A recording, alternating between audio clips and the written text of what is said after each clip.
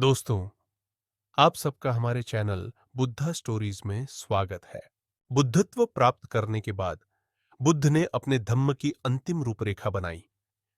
तब वे निरंजना नदी के किनारे अजपाल वृक्ष के नीचे निवास कर रहे थे। जब वे एकांत ध्यान में लीन थे, तो उनके मन में एक विचार आया। बिना किसी सम्मान और आदर के जीना वाकई बहुत दुखदायक है। अगर मैं किसी तपस्वी के पास रहूं और उसका आदर, सम्मान करूं, तो कैसा रहेगा?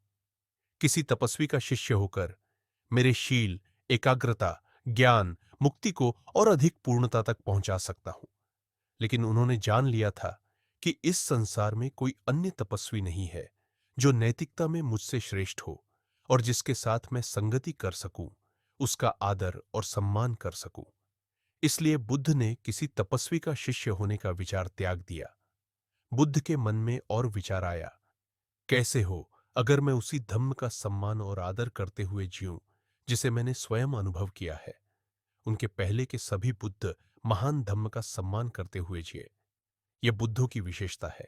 इसलिए बुद्ध ने इस नए खोजे हुए धम्म को आगे बढ़ाने का सोचा। इसके बाद उनके मन में दूसरा विचार आया।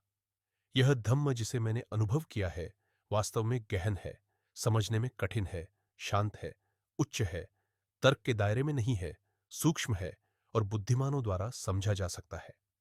प्रतीत्य समुत्पाद एक ऐसा विषय है जिसे समझना कठिन है।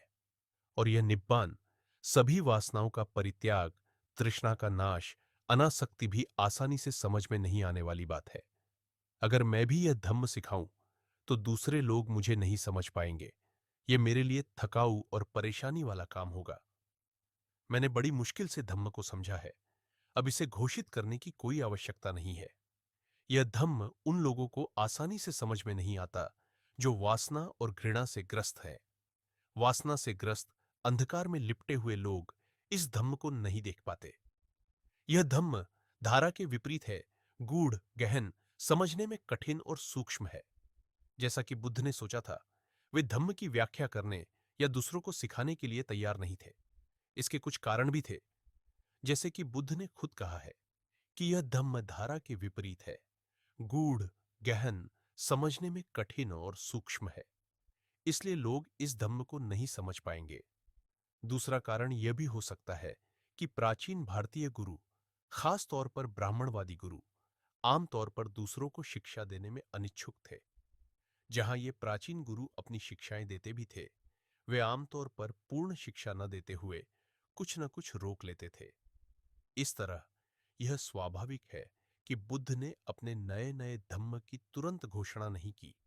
वे सिर्फ अपने समय की धार्मिक परंपरा का पालन कर रहे हैं। गौतम बुद्ध अकेले नहीं हैं जो नए पाए गए धम्म को सिखाने में हिचकिचाहट महसूस करते हैं। गौतम से पहले के 6 बुद्ध, विपश्य, सिखी, वे सब, ककुसंध, कोनागमन और कस्पा, सभी धम्म सिखाने के विकल्प पर विचार करने में हिचकिचाए। फिर बुद्ध ने सोचा कि उन्होंने दूसरों को मुक्ति दिलाने के लिए बुद्धत्व प्राप्त करने की आकांक्षा की थी, तो अब उनका मन निष्क्रियता की ओर क्यों झुका हुआ है?